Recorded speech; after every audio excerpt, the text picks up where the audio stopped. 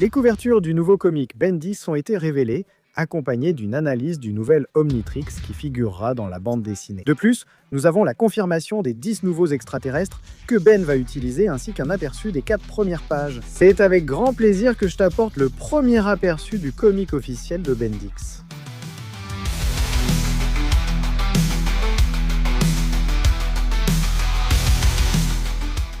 Le 6 mai sera la date spéciale à laquelle nous pourrons avoir le premier comic de Bendis Dynamite Comics a finalement confirmé sa date de sortie. Toute la communauté est heureuse pour cela et pour les 5 couvertures qu'ils ont pu nous offrir. 2 d'entre elles nous présentent ces 10 extraterrestres et leurs versions, et les autres nous offrent un aperçu essentiel du nouvel Omnitrix que ce Ben va posséder. Sur la première couverture, on nous présente les 10 extraterrestres de façon réaliste.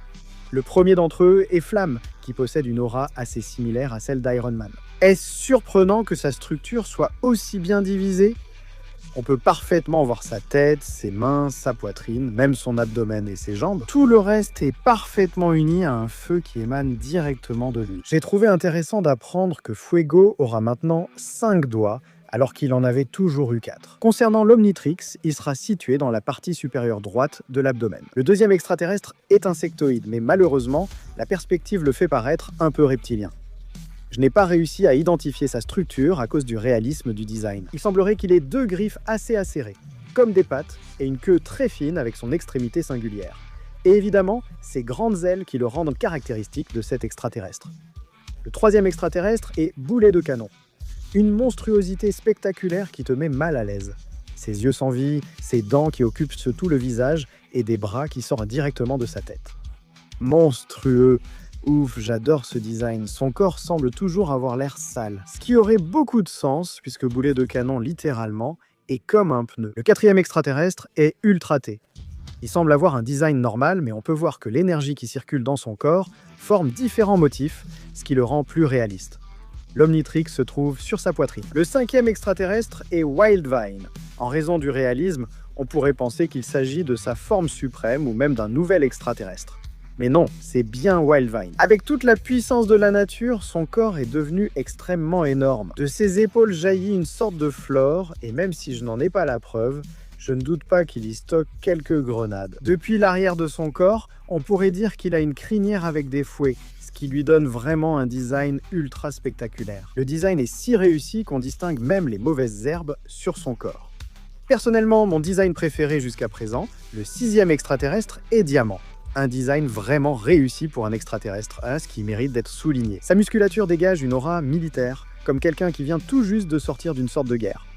Ses épaules, littéralement, n'ont pas supporté la puissance et se sont fissurées. Il n'y a pas de symbole de l'Omnitrix, j'en conclus donc qu'il est sur sa ceinture. Le 7e extraterrestre est Overflow, et à la surprise générale, c'est la version réaliste d'Overflow qui nous est présentée. Son design, littéralement, l'a transformé en robot. On peut voir son masque avec plusieurs câbles qui en pendent. Et sur son dos, on peut voir ses fameux tubes d'eau. Le 8e extraterrestre est le géant 4 bras. Cet extraterrestre est tellement fort qu'il a des muscles sur ses muscles. Celui-ci possède un design original tellement réaliste que ça fait peur. Le 9e extraterrestre est matière grise. C'est agréable de savoir qu'on va avoir un extraterrestre intelligent parmi les 10. Son design est une combinaison entre sa version originale et sa version suprême. J'ai le léger soupçon que de nouveaux pouvoirs seront donnés à matière grise. Ici, on peut le voir dans une sorte de pose où il pourrait utiliser la télékinésie, ce qui ferait de lui un extraterrestre beaucoup plus utile. Cela ferait disparaître la petite version de l'extraterrestre que nous connaissons tous, nous donnant cette version qui, personnellement, le fait paraître grand. Le 10e extraterrestre est X, du R8 qui possède une armure noire avec quelques rayures blanches. Son casque et sa posture sont remarquables, rappelant un vélociraptor. Le principal changement est que ses roues sont désormais légèrement plus grandes qu'avant. Plus tard, nous verrons si ce processus continue et avec l'augmentation de la vitesse, les roues rétrécissent légèrement. Voici les 10 extraterrestres du premier poster vus d'un point de vue réaliste. Le deuxième poster a été créé par Duncan Rowley et nous présente les mêmes 10 extraterrestres, mais avec son propre style. Cela nous aide à clarifier des points et à donner des indices sur l'avenir de la bande dessinée. La première concerne Matière Grise. Sa pose façon cyclope m'a vite évoqué un pouvoir télékinésique. Je ne pense pas qu'il lancerait des rayons avec ses yeux, mais utiliserait plutôt son grand cerveau pour soulever ennemis, objets ou communiquer télépathiquement. Le deuxième, c'est le retour d'Overflow. J'aurais eu beaucoup de mal à deviner l'alien si je n'avais pas vu ce deuxième poster, celui qui montre le retour d'Overflow. Ça en dit long sur tout ce qui est rassemblé pour cette nouvelle série, surtout avec ce design ultra épique qu'ils veulent lui donner. L'alien porte une armure très technologique, ce qui se remarquera.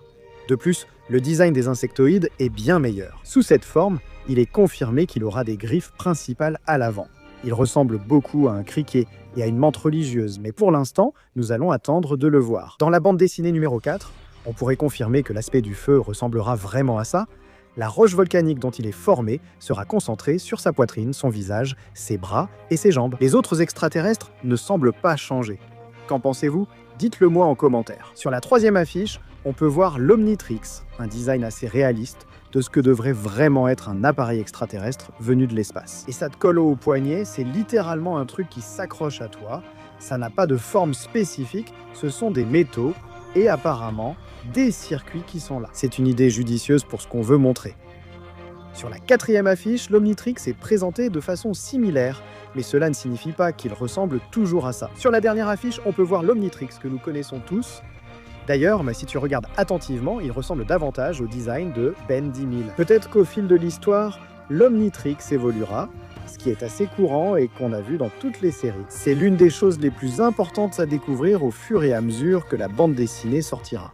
Le 4 mai est le jour principal. Pour l'instant, nous avons un excellent aperçu des 4 premières pages du premier comic de Bendis. La bande dessinée commence par une belle vue sur les montagnes et un ciel dégagé. Ensuite, on nous présente 3 scènes différentes, des cartons de jus sur une table, un sac à dos rose avec un livre de sciences spatiales et un feu de camp avec une guimauve. Dans la scène suivante, on nous présente nos protagonistes.